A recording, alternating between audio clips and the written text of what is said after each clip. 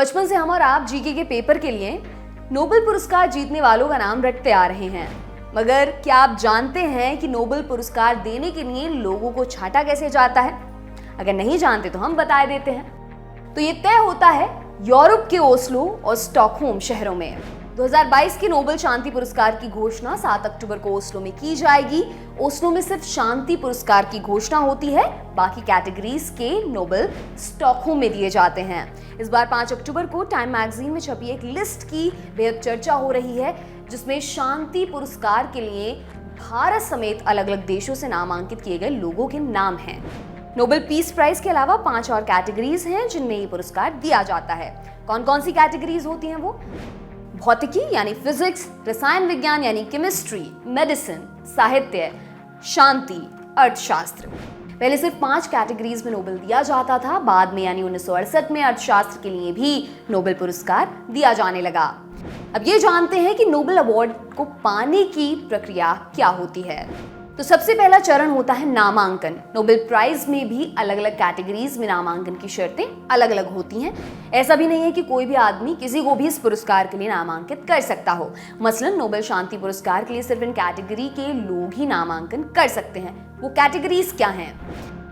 संसद सदस्य या फिर सरकार में मंत्री या संप्रभु राज्य का प्रमुख, द हेग के अंतर्राष्ट्रीय न्यायालय के सदस्य और वहीं के परमानेंट कोर्ट ऑफ आर्बिट्रेशन के सदस्य, the institute of international law के सदस्य, women's international league for piece and freedom के इंटरनेशनल बोर्ड के सदस्य, किसी यूनिवर्सिटी में इतिहास, सामाजिक विज्ञान, कानून, दर्शन और धर्मशास्त्र के प्रोफेसर, एसोसिएट प्रोफेसर, नोबेल शांति पुरस्कार प्राप्त संस्थाओं के बोर्ड ऑफ डायरेक्टर्स के सदस्य, नॉर्वेजियन नोबेल कमेटी के वर्तमान और पूर्व सदस्य, नॉर्वेजियन नोबेल कमेटी के पूर्व सलाहकार।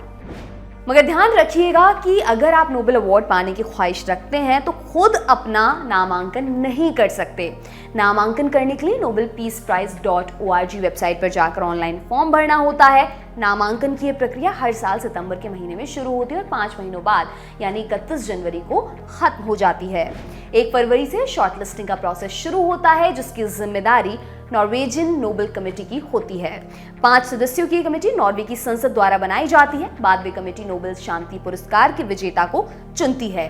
इसी तरह बाकी की 5 कैटेगरीज में भी अलग अलग संस्थाएं नोबेल विजेता चुनती हैं। फिजिक्स, केमिस्ट्री और इकोनॉमिक्स के लिए the royal Swedish academy of sciences विजेता को चुनती है। मेडिसिन के लिए द कैरोलिंस्का इंस्टीट्यूट और साहित्य के लिए the Swedish Academy Nobel prize winner को चुनती है। अक्टूबर की शुरुआत में नोबेल के विजेताओं की घोषणा होती है और हर साल 10 दिसंबर को नोबेल प्राइज दिए जाते हैं। 10 दिसंबर इसलिए क्योंकि 1896 में इसी तारीख को अल्फ्रेड नोबेल का निधन हुआ था। यहाँ पर गौर करने वाली बात यह है कि नोबेल देने वाली संस्थाओं का निर्णय अंतिम होता है और उसके खिलाफ अपील भी नहीं की जा सकती। एक और दिलचस्प नियम है कि नोबेल कमेटी नामांकन से जुड़ी जानकारी अगले 50 सालों तक सार्वजनिक नहीं कर सकती है। कई बार जो नाम बाहर आ जाते हैं या तो विशुद्ध अटकलबाजी होती हैं या फिर खुद नामांकित करने वाले लोग ही ये जानकारियां दे देते हैं। अब एक नजर कुछ आंकड़ों पर भी डाल लेते हैं। साल 2022 में नोबेल शांति पुरस्कार के लिए 343 उम्मीदवारों का नामांकन किया गया है। इनमें से 92 संगठन हैं और 251 ऐसे लोग जो अपने अपने क्षेत्रों के माहिर हैं। नामांकित उम्मीदवारों में किसी एक या अधिकतम 3 व्यक्तियों को ये पुरस्कार मिलेगा। पिछले साल इसी कैटेगरी में 329 उम्मीदवारों को शॉर्टलिस्ट किया गया था। अक्टूबर में सब विजेताओं के नाम का ऐलान हो जाएगा और फिर 10 दिसंबर को इन विजेताओं को सम्मानित किया जाएगा। आपके लिए तमाम जानकारी लेकर आए हैं हमारे साथी अंशुल। मेरा नाम है दिव्यांशी। देखते रहिए दी लल्लन टॉप। शुक्रिया।